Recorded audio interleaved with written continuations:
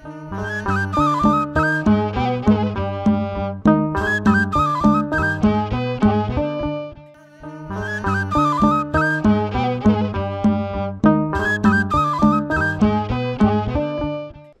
አብ ወወልድ ወመንፈስ ቅዱስ አሐዱ አምላክ አሜን።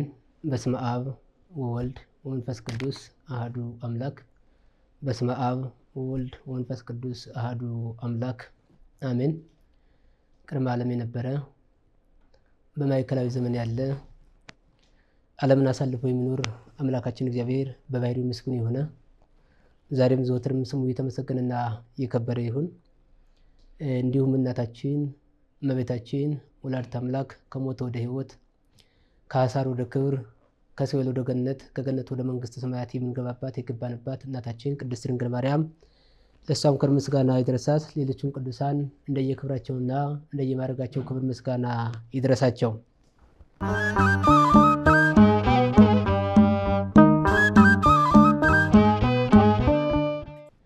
መጀመሪያ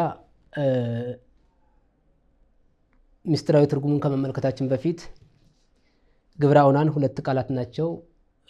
ሁለቱ ሲገናኙ አንድ ሀረግ ይሆናሉ። ግብር ማለት ስራ ማለት ነው። አውናን ማለት ደግሞ ወይን ማለት ነው። ምስጢራዊ ትርጉሙን ለማወቅና መነሻውን ለመረዳት ደግሞ እንግዲህ የታላቁ ያዕቆብ ከ12ቱ ነገድ እስራኤል መካከል አንዱ ታላቁ ይሁዳ ይባላል። ታላቁ ሲል በእድሜ ሳይሆን በታሪክ ጸምር ጻዳ ዘምነገደ ይሁዳ ጸምር የተባለች ጻዳ የተባለች ጸምር እመቤታችን ከነገዱ የተወለደችለት አንበሳ የተባለ ክርስቶስ ከሱ የተገኘለት ለማለት ነው። እና ከሱ ሴዋክ የምትባል ሴት አግብቶ 3 ልጆችን ወልዶ ነበረ። እነዚህ 3 ልጆች የመጀመሪያው ኤር ይባላል፣ ሁለተኛው አውናን ይባላል፣ ሶስተኛው ደግሞ ሴሎም ይባላል። ኤር ማለት ፀሐይ ማለት ነው። አውናን ማለት ደግሞ ወይን ማለት ነው፣ ወይም አውናን ማለት ነው። ምክንያቱም አውናን ብሎ ያበዛው አውያን ብሎ ያበዛው ለምንድን ነው ከተባለ ዛሬ አንድ ሰው ብዙ ነህ እንደሚባል ወይም ደግሞ ኪሩቤል ሱራፌል እንደሚባል ያለ ሰው ነው። ኪሩቤል የብዙ ነገደ መላእክት ስም ነው። ነገር ግን አንድ ሰው ይጠቀምበታል፣ ኪሩቤል ተብሎ ይጠራል። ሱራፌልም ይባላል። ሱራፌል የብዙ ነገደ መላእክት ነው።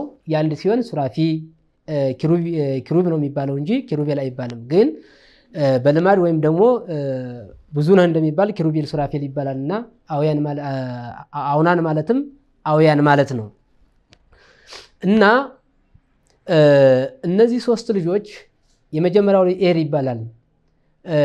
ይሁዳ ከአሕዛብ ነገድ የምትሆን በመጽሐፍ ቅዱስ ታሪኳ ታላቅ የሆነች ተማሪ የምትባል ክርስቶስ በኋላ ዘመን ከሷ ዘር የተወለደላት ለመጀመሪያ ልጁ ለኤር አጋባው። ኤር ግን በእግዚአብሔር ፊት የከፋ ክፉ ነበረ። በእግዚአብሔር ፊት ምቀኛ ነበረ። በእግዚአብሔር ፊት ያላደገ እግዚአብሔርን የሚያስከፋ በኃጢአት የሚመላለስ እንዲሁም ትዕቢት ያደረበት ሰው ነበርና አባቴ የኔን ማግባት ቢወድ ኑሮ የኔን ትዳር መያዝ ቢወድ ኑሮ ተስፋ ከተነገረላቸው ከነ አብርሃም ከነ ይስሐቅ ከነ ያዕቆብ ያጋባኝ ነበረ። ከአሕዛብ ነገር ያጋባኝ የኔን ማግባት ስለማይወድ ነው ብሎ ከሷ ጋር ሩካቤ ማድረግን ተወ፣ ወይም ደግሞ ሩካቤ ከማድረግ ራቀ። በዚህ ምክንያት እግዚአብሔር ምቀኝነት አይወድምና ትዕቢት ጸሩ ለክርስቶስ የክርስቶስ ጥላቱ ትዕቢት ነው ተብሎ እንደተነገረ ኤር የሚባለውን የመጀመሪያ ልጁን ይሁዳን ምን አደረገው? እግዚአብሔር ቀሰፈው። ምክንያቱም እንደሚለው ወኮነ ኤር በኩሩ ለይሁዳ እኩየ በቅድመ እግዚአብሔር ወቀተሎ እግዚአብሔር። የይሁዳ በኩሩ ልጅ ኤር የሚባለው በእግዚአብሔር ዘንድ ክፉ ነበረ፣ እግዚአብሔርም ገደለው ይላል። የእግዚአብሔር ልጆች ዛሬም በእግዚአብሔር ዘንድ ክፉ የሆኑ ሰዎች፣ በእግዚአብሔር ፊት ተንኮለኞች የሆኑ ሰዎች፣ በእግዚአብሔር ፊት ምቀኛ የሆኑ ዘንድ እግዚአብሔር ያለ እድሜያቸው እግዚአብሔር ያለ ጊዜያቸው ምን ይላቸዋል? ይቀስፋቸዋል። ወይም ደግሞ በዚህ ዓለም እንዲኖሩ በዚህ ዓለም እንደተቀሰፉ በወዳኛው ዓለም ደግሞ ወደ መንግስተ ሰማያት እንዳይገቡ ያደርጋቸዋል። በኃጢአት የሚኖሩ በክፋት የሚኖሩ ሰዎች እንደዚህ ያደርጋቸዋል። እና ይሁዳ ኋላ በዘመነ ኦሪት የምትሰራውን ሕግ አውቆ የመጀመሪያ ልጁ ስለሞተ ሁለተኛው ልጁ አውናን የሚባለውን የኤርን ሚስት ትማር የምትባለውን አግብቶ ወልዶ ዘር እንዲተካለት ማናዘዘው አውናን እናዘዘው። አቅም ዘር አለውከ። ለዚህ ነው በዚህ በኦሪት ዘዳግም ምዕራፍ 25 ቁጥር 5 ላይ ወንድሞች በአንድነት ቢቀመጡ አንዱ ልጅ ሳይኖረው ቢሞት የሞተው ሰው ሚስት ሌላ ሰው አግብታ ወደ ውጭ አትሄድ፣ የባሏ ወንድም ወደ እርሷ ገብቶ እርሷን ያግባ ይላል። ይህ ሕግ በዘመነ ኦሪት እንደሚሰራ ተገልጾለት ይሁዳ ለአውናን ለታናሹ ለወንድሙ አጋባት። ማንን? ትማር የምትባለውን። እንግዲህ እንዳለመታደል ሆኖ የመጀመሪያው ትዕቢታም ነበረ። ሁለተኛው ደግሞ አውናን የሚባለው ሁለተኛው የይሁዳ ልጅ እኔ በወልድ የሚወለደው ልጅ በእኔ ስም አይጠራም፣ ልጁ የኔ አይደለም፣ የሚጠራው በወንድሜ ስም ነው፣ ስሙ የሚጠራው ለወንድሜ ነው፣ ልጅ የሚሆነው ለወንድሜ ነው። ስለዚህ ይህ መሆን የለበትም አለና ግንኙነት አድርጎ ነገር ግን ዘሩን ወደ ውጭ ያፈሰው ነበረ። እንግዲህ በዚህ ምክንያት ታዲያ እግዚአብሔር ማንን ቀሰፈው? አውናንን ቀሰፈው። ምክንያቱም ምቀኝነት አይወድምና ለወንድሜ ነው የሚጠራው፣ ልጅ የሚሆነው ለወንድሜ ነው ብሎ ዘሩን ወደ ውጭ፣ አንደኛ ኃጢአት ነው፣ ሁለተኛ ደግሞ ምቀኝነት ነው። ምቀኝነቱ ለወንድሜ አይሆንም በማለቱ ነው። ኃጢአቱ ደግሞ ዘር ውጭ ማፍሰስ ያልተፈቀደ እግዚአብሔር ያልፈቀደውን ነገር ማድረግ ኃጢአት ስለሆነ እግዚአብሔር ማንን ቀሰፈው? አውያንን ቀሰፈው። ዛሬም መልካም የሚያደርጉ ሰዎች በእግዚአብሔር ይቀሰፋሉ። በዘመን ሐዲስ ባይቀሰፉም እንኳ ለቅስፈተ መንግስተ ሰማያት ወደ መንግስተ ሰማያት እንዳይገቡ የገሃነም ልጆች የሲኦል ልጆች እንዲሆኑ ያደርጋቸዋል። ስለዚህ ክፉ ማድረግ ዘርን ወደ ውጭ ማፍሰስ በጣም የተከለከለና ኃጢአት ነው እና ምክንያቱም እንግዲህ ሰዎች የመጀመሪያ ልጆች ወይም ደግሞ ታላቅ ወንድም ሳይወልድ ከሞተ ምናልባት ታናሽ ወንድም አግብቶ በዘመነ ኦሪት የተወለደው ልጅ ለሞተው ሰው ይጠራለታል። ለምሳሌ በመጽሐፍ ቅዱስ ካየን በመጽሐፍ ቅዱስ ከተመለከት በዚህ በማቴዎስ ወንጌል ምዕራፍ 1 እና በሉቃስ ወንጌል ምዕራፍ 3 የምንመለከተው ታሪክ አለ። የዮሴፍን ታላቁ ሐዋርያ ማቴዎስን የያዕቆብ ልጅ ይለዋል። በሉቃስ ወንጌል ምዕራፍ 3 ቁጥር 23 ጀምረን ደግሞ ስንመለከተው ወይመስሎም ወልደ ዮሴፍ ወልደ ኤሊ ብሎ ዮሴፍን የኤሊ ይለዋል። ምክንያቱም ለምንድን ነው ከተባለ ኤሊና ያዕቆብ ወንድማማቾች ናቸው። በማቴዎስ ወንጌል ያለው እዝራ ማትያን ይወልዳል፣ ማትያን ያዕቆብን ይወልዳል፣ ያዕቆብ ዮሴፍን ይወልዳል ይላል። በዚያኛው ደግሞ ዮሴፍን ማን ይወልደዋል አለ? ኤሊ ይወልደዋል። ኤሊ መጀመሪያ አግብቶ ሳይወልድ ስለሞተ የኤሊን ሚስት ያዕቆብ አግብቶ ዮሴፍን ወልዷል እና በዚህ አጠራር ሕግ አለ። ለዚህም ነው ማቴዎስ ወንጌል ምዕራፍ 22 ከቁጥር 24 እስከ 28 ላይ ስንመለከት ጌታችን መድኃኒታችን ኢየሱስ ክርስቶስ በዚህ ዓለም በሚመላለስበት ጊዜ ጸሐፍትና ፈሪሳውያን ወይም ደግሞ ትንሣኤ ሙታንን የማያምኑ ሰዱቃውያን አንድ ሴት 7 ባል ነበራት፣ ሁሉም ሳይወልዱባት ሞቱ። በዚያኛው ዓለም በመንግስተ ሰማያት በገነት ከ7ቱ ባሎች የትኛው ነው የሚያገባት ብለው ጠይቀውት ነበር። እግዚአብሔር ግን ምንድነው ያላቸው? ሰው ከሞተ በኋላ አያገባም፣ አይጋባም፣ አይወልድም፣ አይዋለድም፣ አይበላም፣ አይጠጥም፣ መላእክትን መስሎ ይኖራል ብሎ ነው የነገራቸውና በዚያ ልማድ ነው።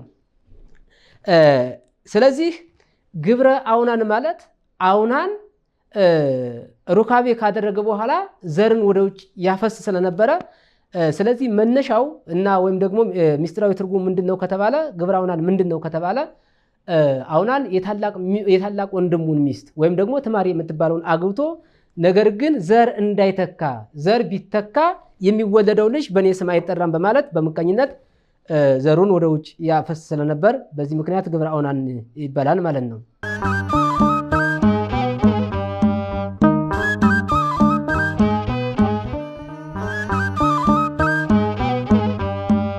ይሄ ከሆነ በጣም የሚያጸይፍ በጣም ለገሃነመ እሳት የሚያደርስ ትልቅ ኃጢአት ነው። ከኃጢአትም በላይ ኃጢአት ነው። ምክንያቱም ጌታችን መድኃኒታችን ኢየሱስ ክርስቶስ እኮ አታመንዝሩ ተብሎ በቀደሙት ተነግሯል ይልና እኔ ግን እንዲህ እላችኋለሁ ሴቷን አይቶ የተመኛት በልቡ ያሰበ አስቦ በልቡ አስቦ የተመኛት ምናላት አመነዘረባት ተብሎ ራሱ ክርስቶስ አምላካችን መድኃኒታችን ኢየሱስ ክርስቶስ ይህንን ቃል ተናግሯል። እንግዲህ አይደለም እግዚአብሔር ያዘጋጀውን ዘር እግዚአብሔር ባሪያውና በአምሳሉ የሚፈጥረውን የሰው ልጅ ዘር ማፍሰስ ቀርቶ እግዚአብሔር ሴትን መመኘት እንኳ ኃጢአት እንደሆነ ይህንን ሐሳብ ወይ ደግሞ ኃጢአት እንደሆነ በሰፊው ይነግረናል ወይም ደግሞ ያስረዳናል። እንግዲህ ዝሙት ከኃጢአት በላይ ሁሉ በላይ ነው። ደግሞ ዘርን ማፍሰስ ደግሞ ከዝሙት ከአመንዝራኝነት ከኃጢአቶች ሁሉ የኃጢአት ርዕስ ነው። ስለምንድን ነው ሲባል ታላቁ ሰሎሞን በዚህ በምሳሌ 6 ቁጥር 27 ላይ አንድ ያስቀመጠው ኃይለ ቃል አለ። ምንድን ነው የሚለው? አኮ መንክር እመተይዘ ሰራቂ ዘይሰርቅ፣ ሌባ ሲሰርቅ ቢያዝ የሚደንቅ አይደለም ወይም ደግሞ የሚያሳፍር አይደለም። እስመ ዘይሰርቅ ከመ ያዝግብ ነፍሰ ርብተ፣ ሲሰርቅ የተያዘው የተራበች ነፍሱን ለማጥገብ ነው ይላል። የተያዘው የተራበች ሰርቁን የተራበች ነፍሱን ለቅርታ የተራበች ነፍሱን ለማጥገብ ነው። ይህ ብቻ አይደለም አለ። ቢያዝ የሰረቀውን ይከፍላል። የሰረቀውን ብቻ ሳይሆን እንዳውም 7 እጥፍ አድርጎ ይከፍላል። ወኩሎ ጥሪቶ ይሁብ፣ ሁሉን የቤቱን ጥሪቱ ይከፍላል። ነገር ግን ሲዘሙት የተያዘ ሰው በነፍሱ የጠፋ ነው ወይም ደግሞ ነፍሱ የተጎሳቆለች ነፍሱ የጠፋች ነፍሱ ለገሃነም የቀረበች ናት ይላል።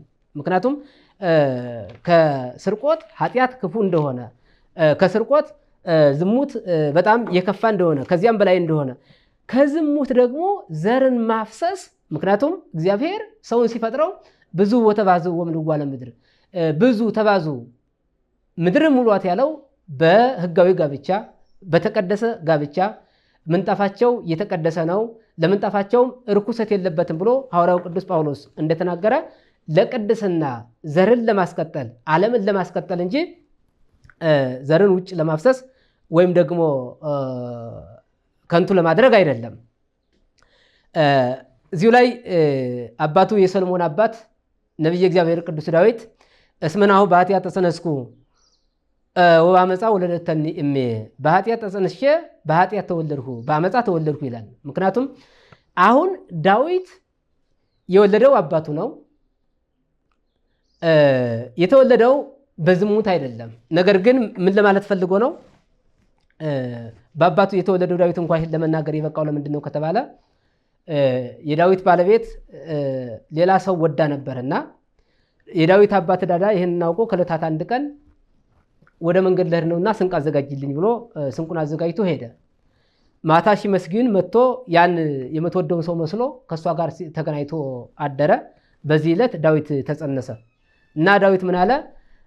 እናቴ ሌላ ሰው ወዳ ነገር ግን አባቴ በተገናኛ ጊዜ እኔ ተጸነስኩ እኔ ተወለድኩ እና ምን አለ? እስመ በኃጢአት ተጸነስኩ ወባመፃ ወለደተኒ እምኔ፣ በኃጢአት ተጸንሼ በኃጢአት ተወለድኩ አለ። ምኞት ኃጢአት እንደሆነ ምክንያቱም ኃጢአት የሚሰራው በምኞት በነቢብ እንዲሁም ደግሞ በገቢር በመስራት ነው። ሰው ያስባል፣ ይናገራል፣ የተናገረውን ደግሞ ምን ያደርጋል? ይፈጽማል። ስለዚህ የዳዊት እናት አስባው ስለነበረ ባታደርገውም ባትፈጸመውም እንኳ አስባው ስለነበረ ያሰበችውን ደግሞ ባሏ ያን ወንድ መስሎ መጥቶ በተገናኛ ጊዜ ዝም በማለቷ ዳዊት በኃጢአት ተጸንሼ በአመፃ ተወለድኩ አለ። ስለዚህ ምንድን ነው? ኃጢአት ነው።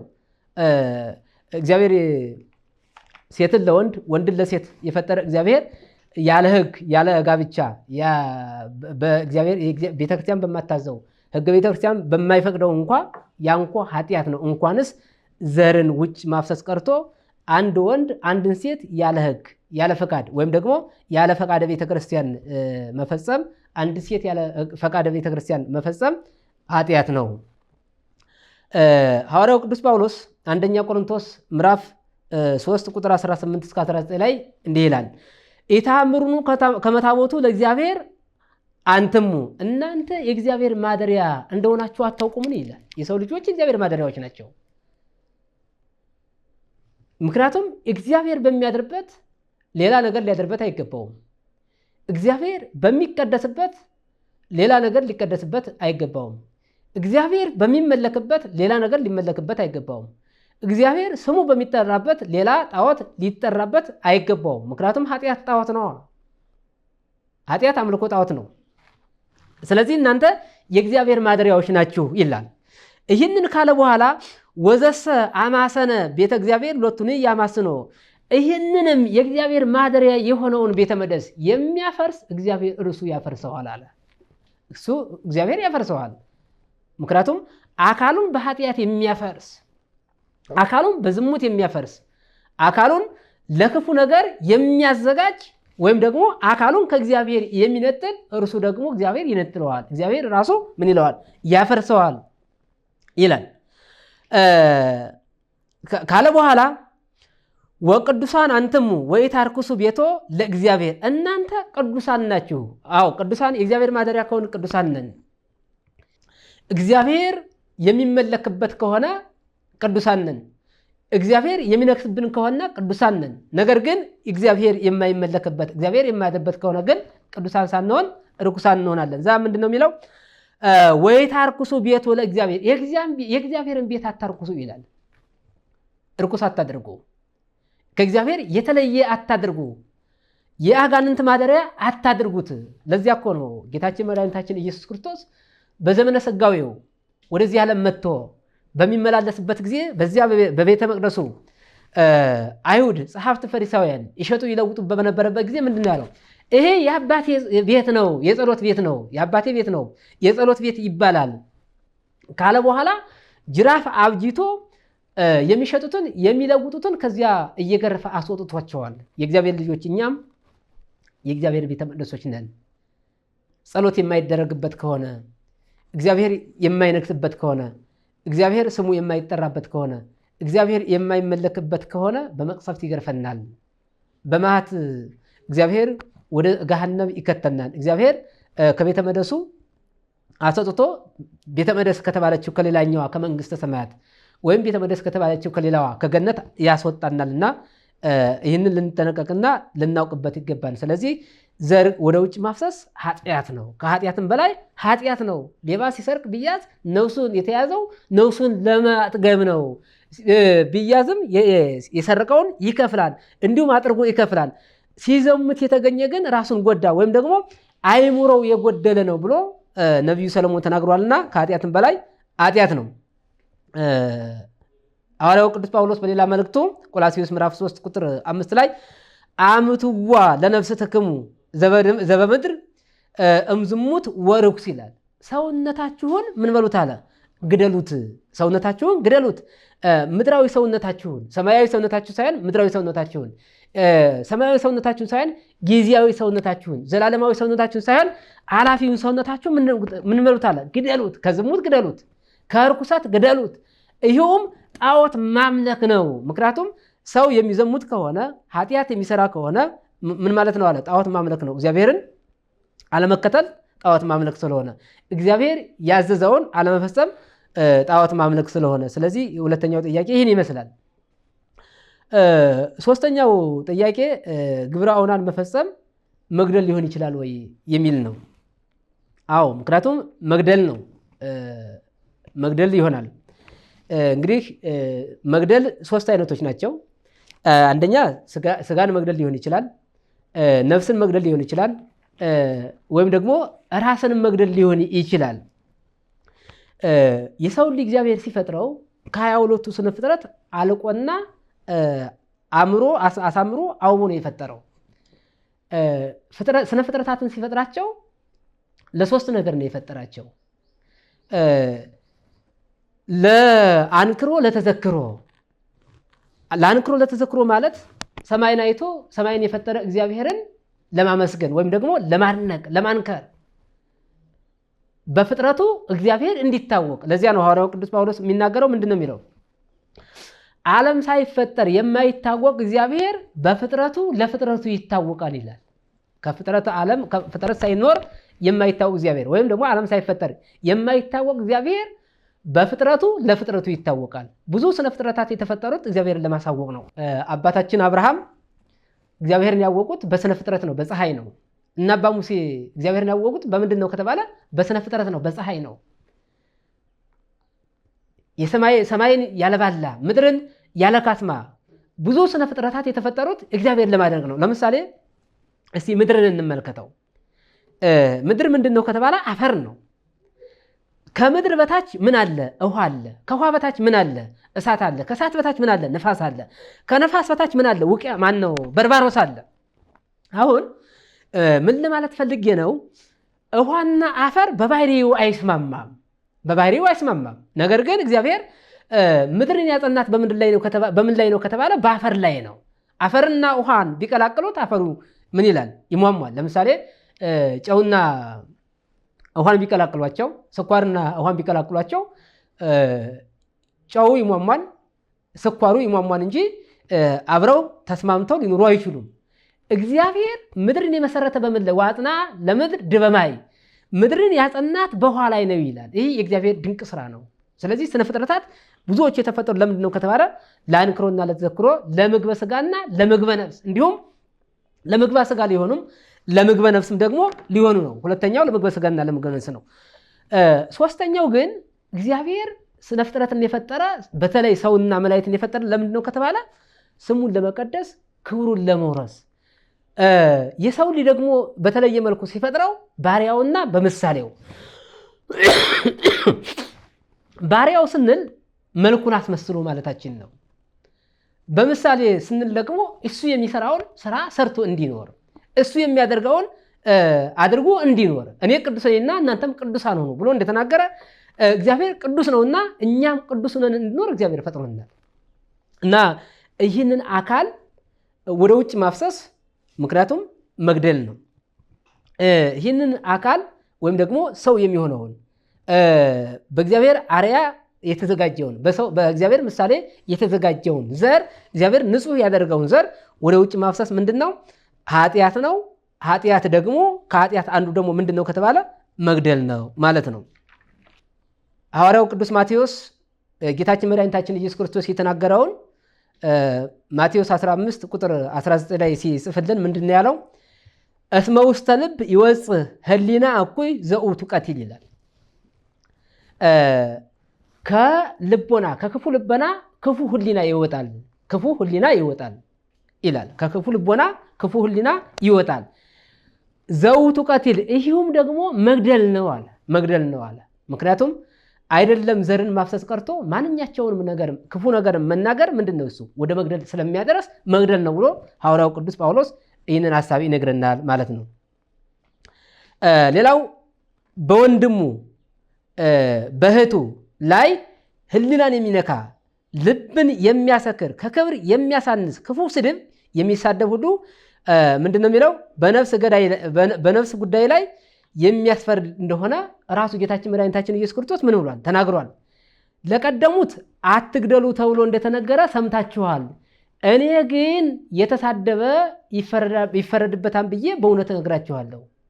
አይደለም መግደል ቀርቶ አይደለም ዘር ማፍሰስ ቀርቶ መሳደብ ኃጢአት እንደሆነ፣ ወንድሙን ጨርቃም ብሎ የተሳደበ፣ ወንድሙን ዝቅ አድርጎ የተመለከተ፣ ወንድሙን የሚያንቋሽሽ፣ ወንድሙን የሚንቅ እንደሚፈረድበት ጌታችን መድኃኒታችን ኢየሱስ ክርስቶስ የማቴዎስ ወንጌል ምዕራፍ 5 ቁጥር 22 ላይ ይህንን በሰፊው ጽፎት ወይም ደግሞ አብራርቶልን እናገኘዋለን። ስለዚህ አይደለም ዘርን ማፍሰስ ቀርቶ በእግዚአብሔር አርአያና በእግዚአብሔር ምሳሌ የሚፈጠረውን ሰውን ማፍሰስ ቀርቶ መሳደብና ማንቋሸሽ እንዲሁም ሰውን ዝቅ አድርጎ መመልከት ኃጢአት እንደሆነ ጌታችን መድኃኒታችን ኢየሱስ ክርስቶስ በሰፊው ነግሮናል፣ እንዲሁም አስተምሮናል፣ ነግሮናል ማለት ነው። ለዚህ ነው ብዙ ተባዙ ምድርን ሙሏት ያለው ይህንን ህግ ሁለተኛ ምንድነው ይህንን ህግ ያፈርሳል። ምክንያቱም ወይም ደግሞ ብዙ ተባዙ የሚለውን የእግዚአብሔር አምላካዊ ትእዛዝን የሚያቋርጥ ነው። የእግዚአብሔርን ትእዛዝ ማፍረስ ደግሞ ምንድነው? ኃጢአት ነው። ኃጢአት ደግሞ ምንድነው ተብሏል? መግደል ነው ተብሏል። ምክንያቱም እግዚአብሔር እኮ አትሰረቅ ይላል አይደል? እግዚአብሔር አትግደል ይላል። እግዚአብሔር እናትና አባትን አክብር ይላል። አንዱን ትእዛዝ አለመፈጸም 10ቱ ትእዛዛትን አለመፈጸም ነው። ለዚያ ነው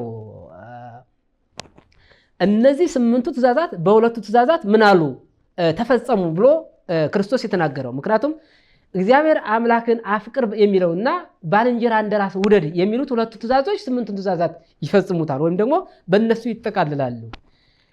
እግዚአብሔር ፈጣሪውን የሚወድ ሰው ጣዖት ያመልካል አያመልክም?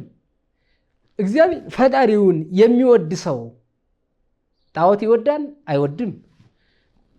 እግዚአብሔርን የሚወድ ሰው ይሰርቃል አይሰርቅም? እግዚአብሔርን የሚወድ ሰው በአካሉ ይዘሙታል አይዘሙትም? እግዚአብሔርን የሚወድ ሰው ዘሩን ያፈሳል አያፈስም? ምክንያቱም እግዚአብሔርን ከወደደ ይህን አታደርግ ተብሏልና፣ እግዚአብሔር አምላክን ከወደደ ይህን አታደርግ ተብሏልና። ስለዚህ እንዲሁም ባልንጀራውን የሚወድ የባልንጀራውን ገንዘብ አይሰርቅም።